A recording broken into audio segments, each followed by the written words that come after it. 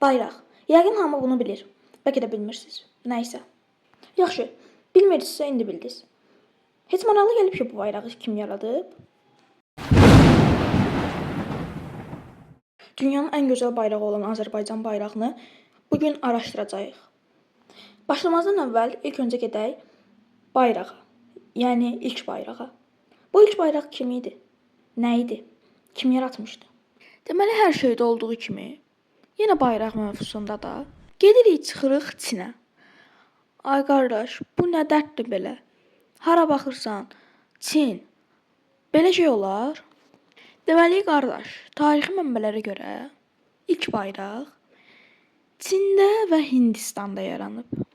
Deməli, iki əlim var. Bu iki əlimin birində Çin, bir əlində isə Hindistan var. Çindəki deyilənə görə ilk dəfə Çiyou, bəlkə də düz demirəm, Çiyou sülaləsində imperatorun gəlişini qeyd etmək üçün bu ağ bayraqdan istifadə ediblər. Digər əlimə baxsaq, Hindistanı görürük. Deyilənə görə ən qədim bayraqlar Hindistanda istifadə olunub. Araşdırmalarım əsasında bunu da deyə bilərəm ki, hal-hazırda istifadə olunan ən qədim bayraq Danevorq adlanır. Danimarkanın bayrağıdır. Bilirəm, bu dəqiqəsinə qədər verdiyim məlumatlar dəqiq deyil. Amma sizə bir dəqiq bir şey deyə bilərəm. Bayrağı kim yaradıb? Azərbaycan bayrağını kim yaradıb? Təbii ki, bu çox məntiqsiz sual deyə bilərik. Təbii ki də dövlət qurumu. Mən burada nə demək istəyirəm? Yəni ki, bu ideya kimin idi? Göy, qırmızı, yaşıl, ay və 8 quşəli ulduz kimin ideyası idi? Videoya keçməzdən əvvəl demək istəyirəm ki, mən bu videoda çox əziyyət çəkirəm. Tək başıma işləyirəm. Araşdırmaları tapmaq, videonu hazırlamaq çox əziyyətli bir işdir. Mən bunu üçün günlərimi sərf edirəm. Bunun qarşılığında dəstək olsanız çox sevinərəm. Böyük ehtimalla, əgər yaşınız balaca deyilsə, Məmməd Əmin Rəsulzadəni tanıyırsınız. Dayı tanımayana da heç bir söz yoxdur, demək istəmirəm. Əslində bunu eləmək istəməzdim. Amma əfsuslar olsun ki, Məmməd Əmin Rəsulzadə haqqında bilməyənlər də var. Ona görə də gəlin qısaca göz gəzdirək. Məmməd Əmin Rəsulzadə 31 yanvar 1884-cü ildə anadan olmuşdu. O, Azərbaycan Xalq Cümhuriyyəti Milli Şurasının sədri idi və Azərbaycan Xalq Cümhuriyyətinin, AXC-nin banilərindən biri idi. İndi soruşa bilərsiniz ki, niyə Məmməd Əmin Rəsulzadə haqqında danışdım? Çünki mövzu ilə əlaqəli idi.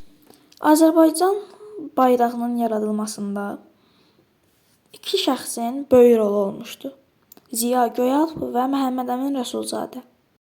Bu ideya 1918-ci ildə Azərbaycan Xalq Cümhuriyyəti Nazirlər Şurası tərəfindən təsdiqləndi. 23 ay ömrü olan AXC 1920-ci ildə SSR-nin tərkibinə keçdi. Uzun illər boyunca SSR-nin tərkibində qalmışdı. 1991-ci ildə Azərbaycan Respublikası Azərbaycan bayrağını yenidən rəsmi dövlət rəmzi kimi qəbul etdi. Bayaq Məhəmməd Əmin Rəsulzadə haqqında məlumat verdim. İndi isə Ziya Göyalp haqqında məlumat verim. Ziya Göyalp, türk dilində Ziya Gökalp, 23 mart 1876-cı ildə Diyarbəkir ili Çərmikdə anadan olmuşdu. O, Türkiyənin məşhur ictimai xadimi və şairi idi. Ziya Göyalp İstanbul Universitetində təhsil almışdı. Yaşadığı illərdə o, sosioloq, yazıcı, siyasətçi, universitet müəllimi, türkoloq, şair və filosof kimi fəaliyyət göstərmişdi. Tanınmış əsərlərindən Türkçülüyün əsasları əsəri var. O, 25 oktyabr 1924-cü ildə 48 yaşında vəfat etmişdi. Ümid edirəm ki, sizə az da olsa nəsə öyrədə bilmişəm.